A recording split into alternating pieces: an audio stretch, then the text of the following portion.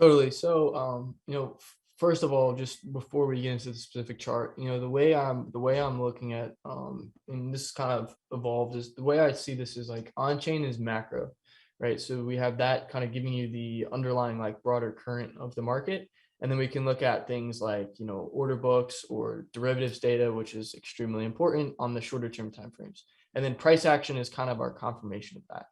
So with that being said, right now we have a bullish divergence between the liquid supply shock ratio and price, which means that we're seeing supply moving to long-term investors or entities that have very low spending history, meaning they take in and hold at least three out of every four coins that they take in.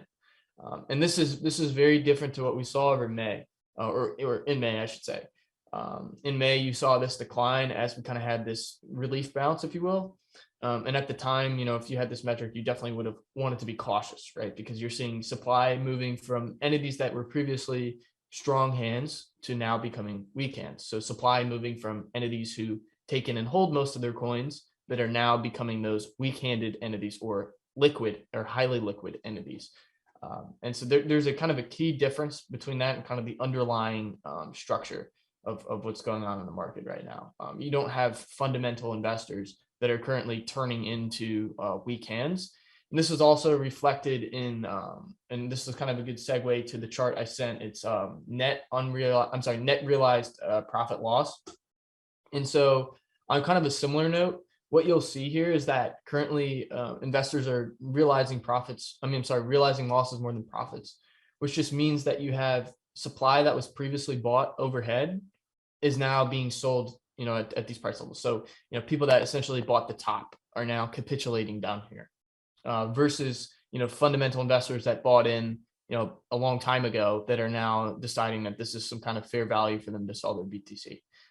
You have more so it's kind of capitulation from top buyers. I mean, that especially happened last week, as you can see that big spike down, and we've kind of been progressively making higher lows in that, meaning that the kind of the amount of realized losses is subsiding. Meaning that the kind of capitulation is slowing. And so that's kind of ties into the previous chart I looked at. Meaning, and what I'm just trying to say out of all of this is that the sellers that we've had recently. So initially we had this large drawdown, right? Because we had all these over leveraged longs. And then, recently we've just had people kind of capitulating, and that's been getting absorbed by long-term investors. And we're just kind of in this range, right? For the past 2 weeks, we've just talked about, last week I said I'm a crab market maximalist, right? We're just chilling in this range. And until we have some kind of clear break, in my opinion, that's defined as getting above and holding 53K, or below 40K, for the bearish scenario. Until we break either of those kind of invalidation points, I think we're still just ranging, right? And so like it's really easy to get chopped up in these ranges. I see like Twitter sentiment. It's like we get to the top of the range and everyone thinks we're going to the moon. We get to the bottom and everyone's saying we're going to zero. This is like the same thing that happened over summer, right? Like every time we got down to like 30K, everyone's like, oh my God, 20K, this is it, or we're going to zero. Every time we got to the top of the range, especially when they had like with that one move up to like 40K, everyone got like insanely bullish. I think it's really important to just have these like kind of key, invalidation points that kind of say, okay, yeah, we've either broken to the upside or downside of the range.